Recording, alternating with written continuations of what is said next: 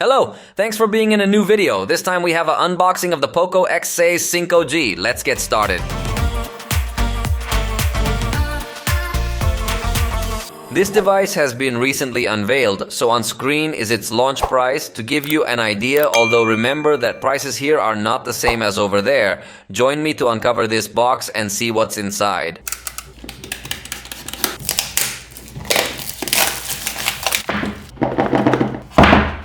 The first thing we come across is the traditional POCO envelope, where the holster is probably going to come, but let's find out.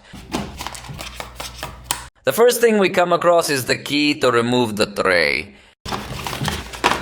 There is also all the documentation that I call the paperwork of a lifetime. Finally, we find the case. Let's take a look at it. Here we have it. It is very similar to the case that comes with the POCO M6 Pro.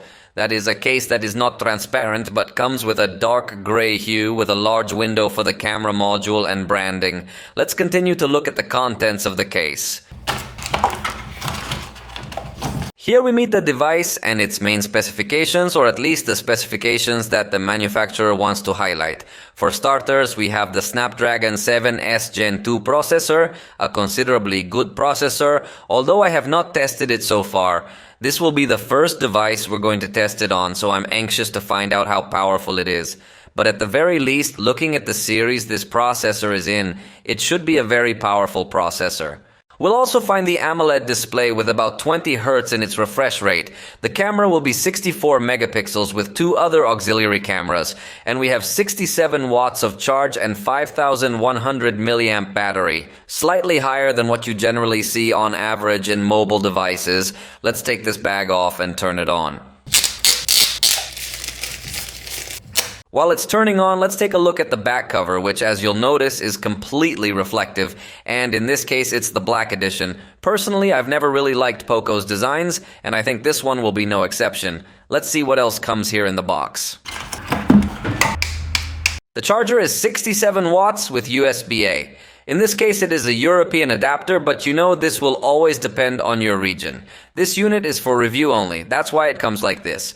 And the cable comes from USB-A to USB-C with a good gauge obviously to support fast charging, and with an orange tint to distinguish it easily. So let me put all of this back together and we'll continue to take a look at the cell phone. And that's it, you're all set with this device, so we can take a brief look at its specs. It weighs 181 grams and is 7.98 millimeters thick. In this sense, I think there are not too many surprises. We can consider it a light device, although not ultra light like other devices that have come out recently. I think that will not be the main focus of this device because the design, I insist that I did not like much, let's say. The screen is 6.67 inches AMOLED, as all POCO should have. The resolution is 1.5 cam, 2712 by 1220 pixels. It offers us 120 Hz in its refresh rate, although you know that here you can change the setting if you want it to change automatically or you want to set it manually, always at 120 Hz. In addition, this screen comes protected with Gorilla Glass Victus. This is quite surprising because this level of protection is usually reserved for high-end devices, the premium. But it is surprising that in a mid-range device we find this level of protection.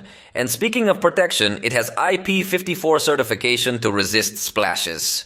In the cameras, there are no surprises. 16 megapixel front camera with f-aperture 2.45. This same little front camera is used in virtually all of its devices. And back 64 megapixel main camera with f-aperture 1.8. 8 megapixel ultra-wide-angle camera with f-aperture 2.2. And 2 megapixel macro camera with f-aperture 2.4.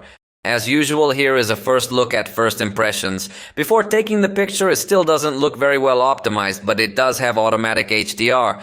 After taking the picture, the result seems to me to be good, although I wouldn't say excellent. You can still feel some slightly overexposed areas, although it was quite a complex picture. Where I feel it still needs improvement is in the rear photographic system. Because honestly, the white balance shifts quite abruptly. This is a picture with the automatic mode, so we have 16 megapixels. But below I have the 64 megapixel picture, and if you get to notice a little more level of detail.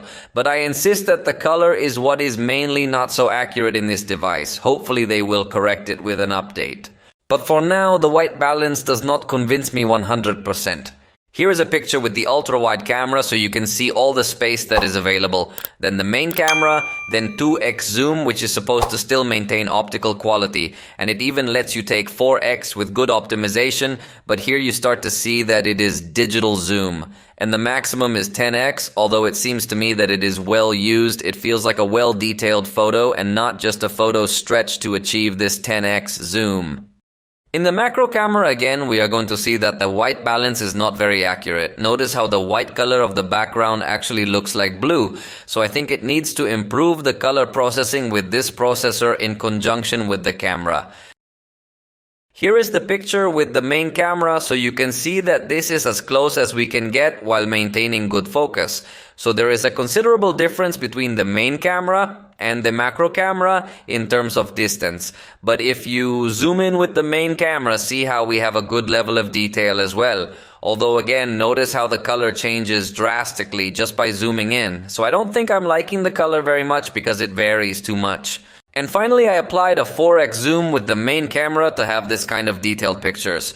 Compared to the macro camera, which also takes good pictures, but I think the main camera will take better quality pictures. In video recording, this device does go up to 4K at 30 frames per second. The battery is 5100 milliamps with support for 67 watt charging, which is included in the box. So it's slightly above what the average battery in today's devices gives us. Although in the review we will do a more standardized test to compare it against the duration offered by other devices that have passed through our hands.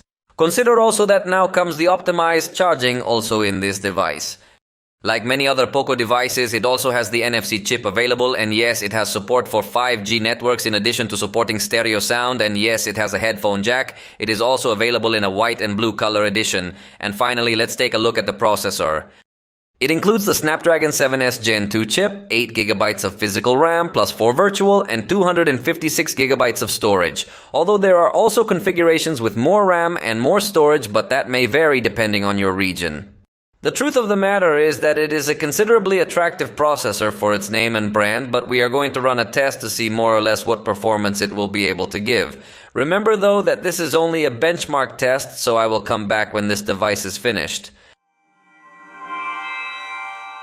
And now we have here the results: 1035 points in single core and 2996 points in multi-core. I think this confirms that it is a pretty powerful processor, although these numbers are just a reference. We are going to test the real performance in the future video review that we are going to do, where we are going to open several applications and several games. And we will see if it is really a powerful processor or if it gets too hot. For the moment, we have reached the end of this video. If you liked it, you know you can indicate it, and we'll see you next time.